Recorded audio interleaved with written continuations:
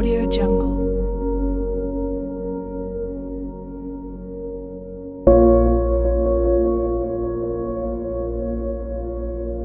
Audio Jungle.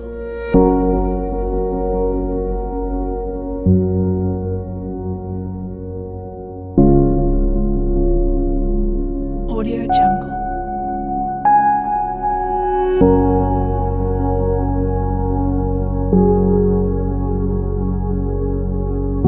Audio Jungle.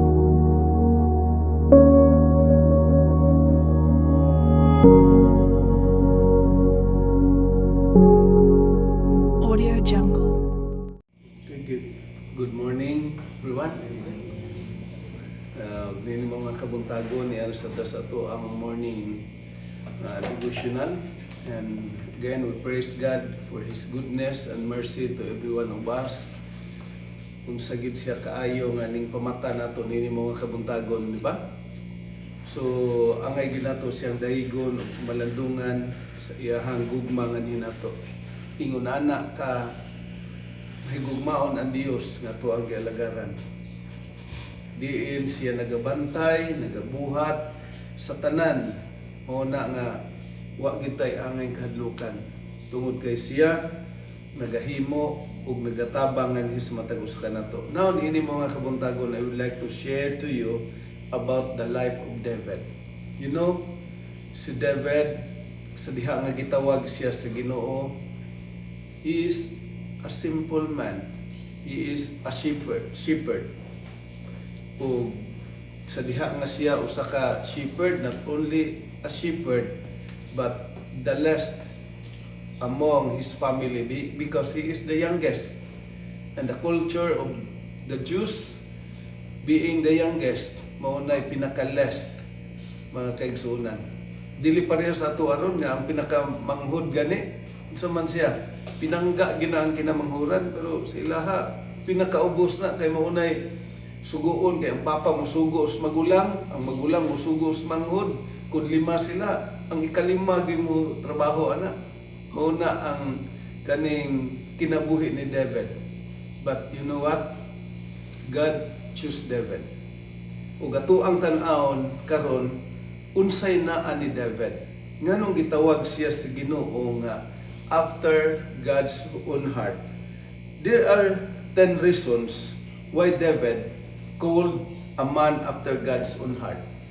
Dinhi sa Acts chapter 13 verse 22, after removing Saul. Kinsa ni sa Saul? The first king of Israel. Si King Saul gipili tungod sa iyahang kagwapo, tungod sa iyahang kataas, ug sa iyahang katakos. Ang ayan gyud siya nga mahimong king. That is why he became king of Israel. So, apan ni ana si Saul gi-remove sa Ginoo being a king.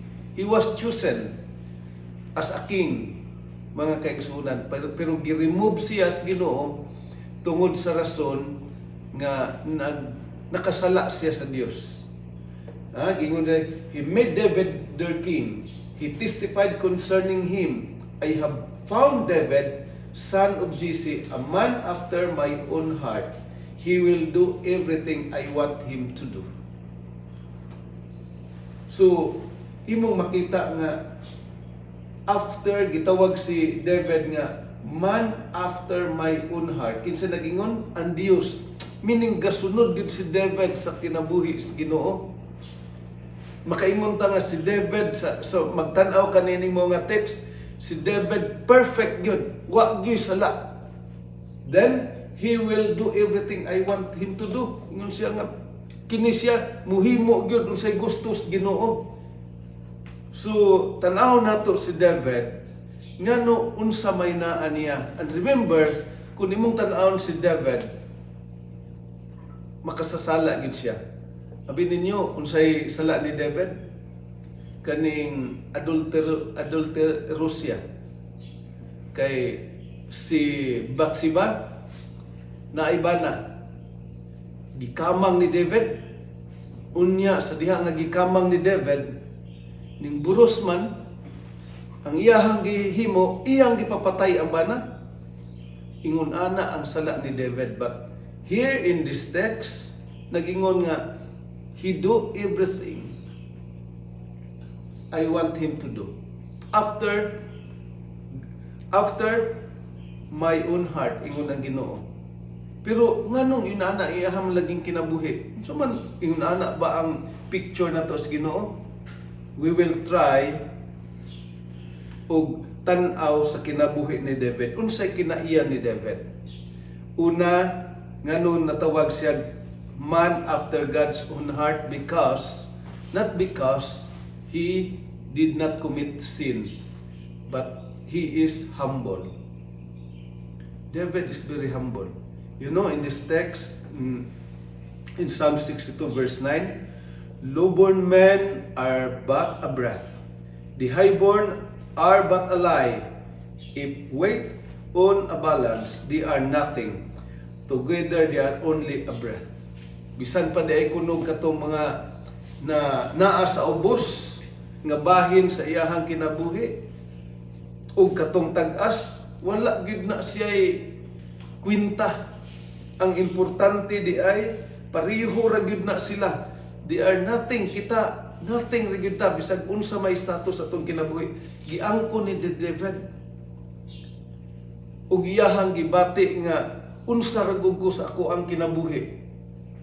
Gani kung tan-aw nimo, basahon nimo ang kinabuhi, si David nag-angkon gyud nga he is only a dust. Wala gyud siya, abog ra gyud siya sa panan-aw sa Ginoo.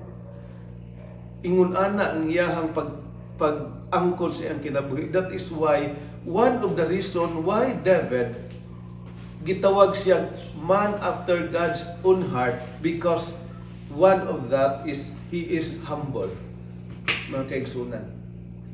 Ikaduha, nganong si David gitawag og man after God's own heart, because he is reverent. Grabe gyud ang iyahang pagkamatinhon. Reverent means nga balaan nga pagtahod ngadto sa Ginoo. Nga naa gyud siya pagrespeto ngadto sa Dios, pag-ilang ngadto sa Dios. Usa sa higayon ana sa diha nga giingnan si David nga nakasala ka ngadto sa Ginoo, iya gyud gitahod ang Dios.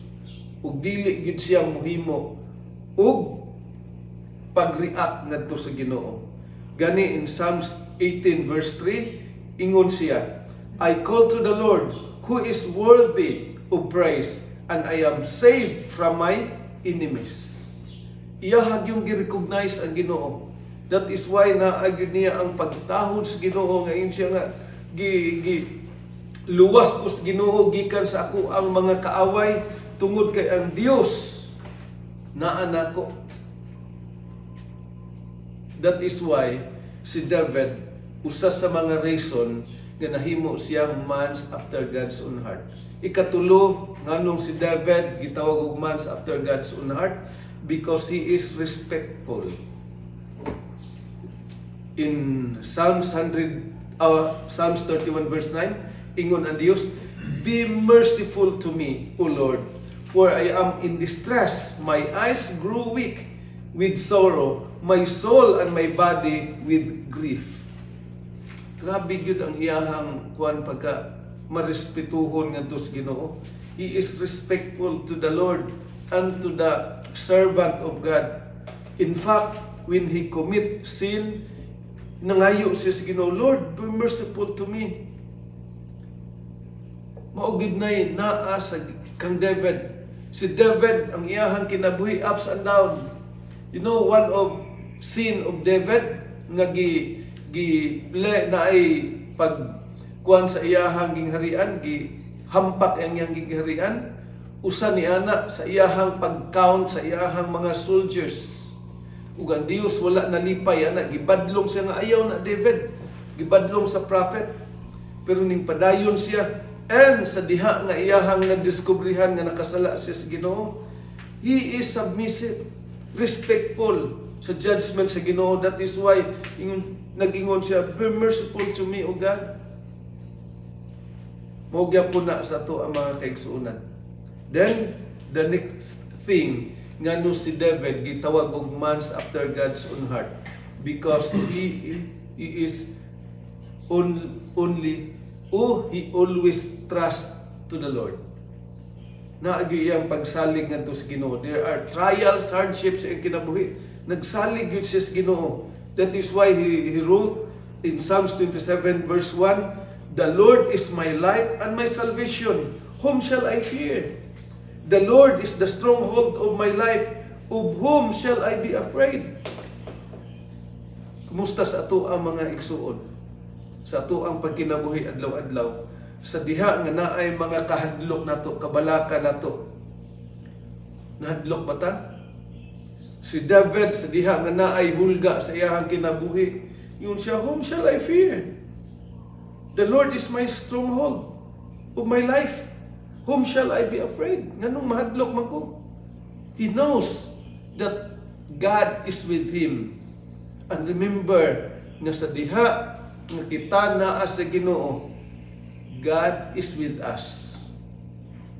All we have to do is to trust Him, mga kaigsunan. Kay ang pagkahadlok, mao gyud nay usa sa mga tool sa yawa, mga igsuon.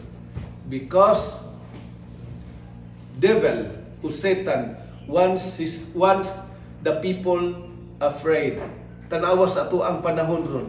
Ginahadlok ta sa gubat sa Ukraine, grabe ang mga news. You know what? Kining mga news bitaw mag-create og kahadlok na to. Ang mga balita sa ato ang palibot maghatag og kahadlok na to. Hadlokon tag maayo, mga kaigsunan, hangtod nga kita mahadlok. Ang Ginoo, ang Bible nagingon siya, gi-compare ang yawa. Unsa may pag-compare sa yawa. He is like a roaring lion. Dito sa kaning kalasangan, ang lion, ang iyahang pagdemoralize sa iyahang tukbon, maura gyud ang iyahang pagtingog. Sa diha nga motingog siya, ang mga mananap mahadlok, magkurog. And that time sa diha mahadlok, maratol. That's the time nga ilahang i-attack. I-attack sa lion ang iyahang gisaitan nga iyahang tukbon. Ug kung kita usab maratol, mahadlok sa diha nga naa ang paghadlok na ining ato ang kapanahonan karon, that's the time nga ang yawa mo-attack na to. Daghan kay nangawala sa pag-alagad sa Ginoo because of fear. Walay pagsalig sa Ginoo. Una, kung wala na kay bugas. Moingon dayon ka nga, wa man gyud koy laing kaadtuan, wa man koy laing katrabahuan, trabaho na lang ko bisag supak sa Ginoo ning pagtrabaho sa adlaw ipapahulay. Alangan unsaon man ako, mamatay man ko. Oh. So, mo trabaho na lang ko panahon sa Sabado. Di na lang ko musimba, mo trabaho na lang ko. Anyway, ang Ginoo, understanding bitaw. Diba? Muna ito ang filosofiya. Apan, mind you, igsuon, di kita angay mahadlok. Tungod kay ang Ginoo, He is the one who provide us, who saves us. Like David, sa diha nga miabot ang mga paghadlok niya, kinsa may akong kadlokan. Siya mo'y magluwas nako, siya mo'y mag-provide nako. That is why in Psalms 23, "The Lord is my shepherd." Ato anang naisugutan. Everything I need, God will provide. And Dios mag-provide. Then, the next thing, nga nung gitawag si David nga after God's own heart, because He is loving. Kinsa may iyahang gihigugma kanunay? In Psalms 18 verse 1, "I love you, O Lord, my strength." Mao gyud na iyahang gihigugma sa tanan. Mao gyud na unang priority sa iyahang kinabuhi, ang Ginoo. One time sa diha nga kining ginikanan, akong inahan, ayaw gyud sulod sa Badista. Ingon dayon nga ngano man ma, insya wa gyud kay kuan na kaning kaugmaon na. Muna nga, ay gyud sulod anak, sulod ug laing relihiyon, basta ayaw lang yun ang Sabadista.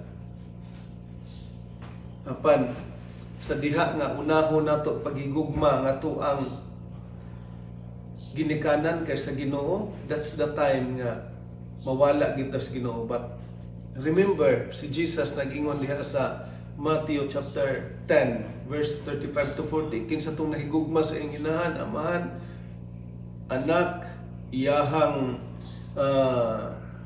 bana, asawa, labaw nako, dili takos nako. Kinsa man day ang nga natong higugmaan, mao ang Dios. And this is the quality of David has had, mga kaigsunan. Then the next thing, nganong gitawag si David nga after God's own heart, because he is devoted. Grabe gyud ang iyahang pag-devote. Gihatag gyud niya tanan ngadto sa Ginoo. Panahon sa worship, naagid siya kanunay sa pagsimba ngadto sa Ginoo, tungod kay iyang girekognisar nga kung wala ang Ginoo nagbuhi niya, wala ang Ginoo nagbutang niya, nothing gid siya, because he is only a dust, mga kaigsuunan. In Psalms 4 verse 7, "You have filled my heart with greater joy than when the grain and new wine abound." Ang iyahang pagdaig sa Ginoo, grabe gyud ang iyahang kalipay ngadto sa Dios. Iyang i-compare ang pag-provide sa Ginoo diha sa iyahang kinabuhi. Then the next one, why David called after God's own heart? Because he recognized recognition. In Psalms 9 verse 1, "I will praise you, O Lord, with all my heart. I will tell of your wonders." Iyang gi-recognize, mao ginaiyahang ginahimo ni David. Gi-recognize niya ang Ginoo. That is why he always prays to God with all his heart, mga igsoon. Ug mao nay gusto sa Ginoo nga natong David. Yes, David is a sinful man. Kung tanaw nato siya, he is a wicked than Saul, mga igsoon. Tungod kay si Saul wala nakahimo sa gihimo ni David. But David recognized his sin. And David recognized the Lord, mga kaigsuonan.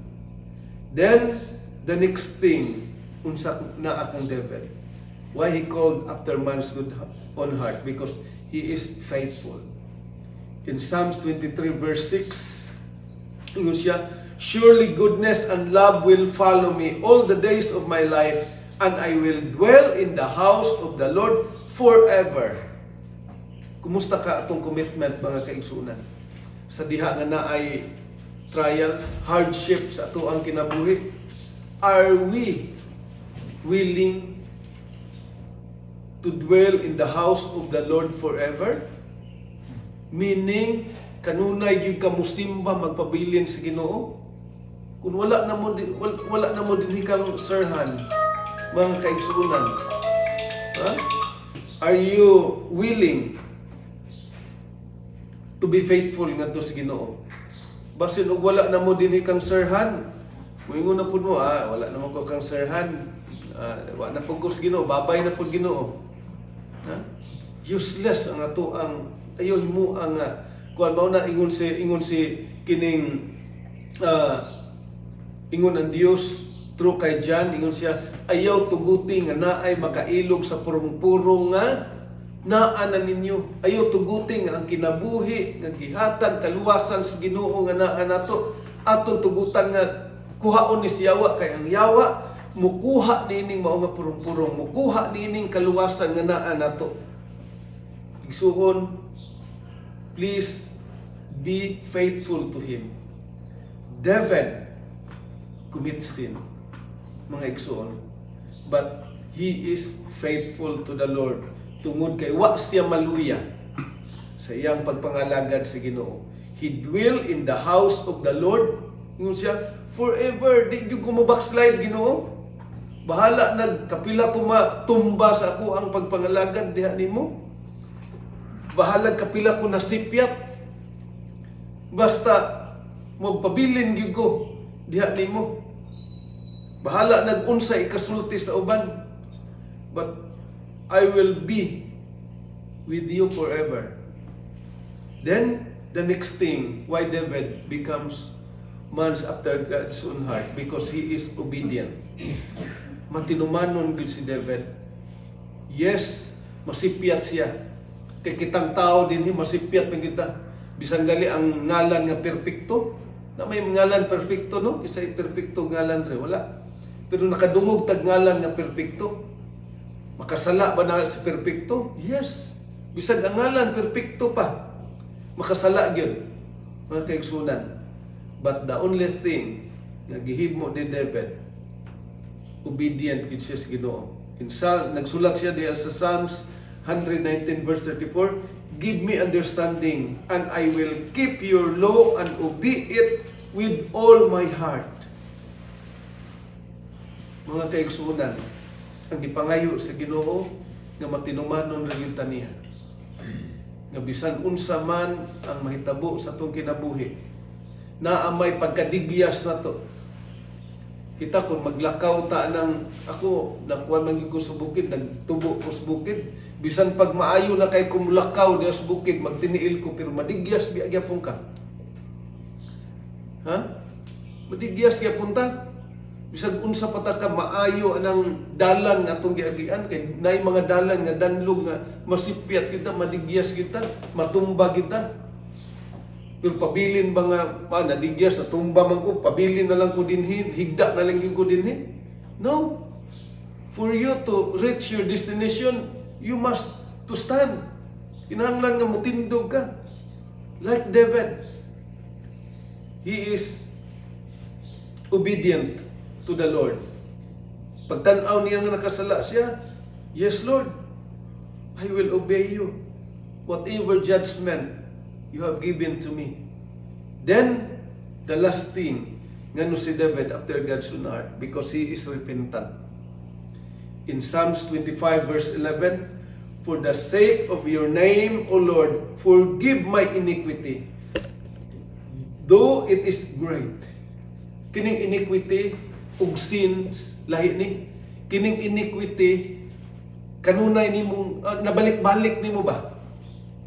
Abi ninyo ang Ginoo, si David, ang iyang kinabuhi, na abiyay mga sala niya nga mabalik-balik. Di man nga si David nga wala siya makasala every now and then. He commit sins every now and then. But the only thing nga naa sa kasing-kasing ni David, he is repentant ngadto sa Ginoo. And he always asked the Lord for forgiveness, mga kaigsunan. Ang Ginoo wala magkwinta unsa kadako ang atong sala. Kitang mga tao mo compare man ta, kini siya mas dako niyang sala, di gini siya pasayloon. Remember, all sins are equal. Parihar gyud na. Nakasala tag gamay sa atong pagtan-aw, nakapangawat tag piso, nakapangawat tag 1 million, moro nang salaa. Mga kaigsunan. Dili na ingon nga lahi gid to. Sa kalibutan, lahi na, depende sa gidakon. But in the eyes of God, pariho ra gyud na siya nga sala, mga kaigsunan. Ang ato ra gyud himuon, sama kang David, is repentant. Tungod kay dili magkwinta ang Ginoo kung unsa kadako ang imong sala. Ang iyahang kwintahon, kumusta imuha ba nang gipangayuan og pasaylo. Next time mga kaigsunan sa diha nga kita maka-commit og sala, don't forget to come to the Lord and repent and ask forgiveness to the Lord, because He is faithful and true that cleanse our unrighteousness. I hope and pray nga niini mo nga kabuntagon ang napulo ka mga butang atong natun-an karon, ato ning mabutang sa atong kasing-kasing, atong mahinumduman sa ingon ni ana, sama usab ni David, tawgon ta sa Ginoo after God's own heart. Not because we did not commit sin, not because we are perfect, but because we always come to the Lord and repent all our sins to Him. May the Lord bless us. Amen.